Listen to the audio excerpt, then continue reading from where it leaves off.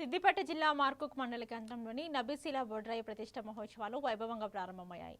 తొలి రోజు గోపూజ, యాగశాల ప్రవేశం, గణపతి పూజతో పాటు పలు ఆధ్యాత్మిక కార్యక్రమాలు నిర్వహించారు. గ్రామం సుభిక్షంగా ఉండాలని, ప్రతి ఒక్కరూ దైవభక్తితో ఉండాలని గ్రామ పురోహితులు మాధవ శర్మ ఆకాంక్షించారు. ఈ కార్యక్రమంలోని సర్పంచ్ రాణి మహేష్ మరియు గ్రామ పాలక వర్గ సభ్యులు, గ్రామస్తులు పాల్గొన్నారు.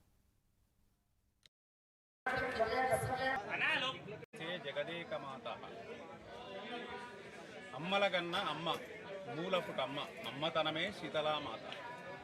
బ్రహ్మ, విష్ణు, రుద్రతత్వంలో అందుకే బొడ్రాయి 3 రకాలుగా ఉంటుంది. అడుగు భాగమేమో బ్రహ్మతత్వం, మధ్యన విష్ణుతత్వం, పైన శివలింగాకారం.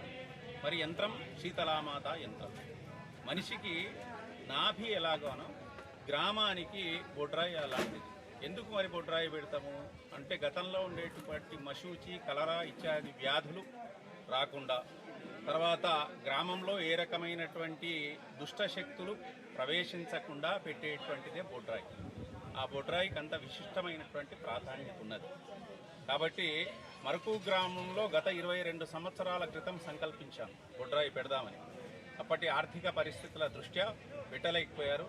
ఇప్పుడు ఉన్నటువంటి తరుణం, యువత అందరూ కూడా గ్రామస్తులందరి సహకారం చేత ఈ బొడ్రాయి కార్యక్రమాన్ని నిర్వహించుకుంటున్నటువంటి అనారోగ్యం కలగకుండా కాపాడాలని అమ్మవారిని స్మరిస్తూ చేసేటువంటి ఉత్తమమైనటువంటి మహోన్నతమైనటువంటి పండుగనే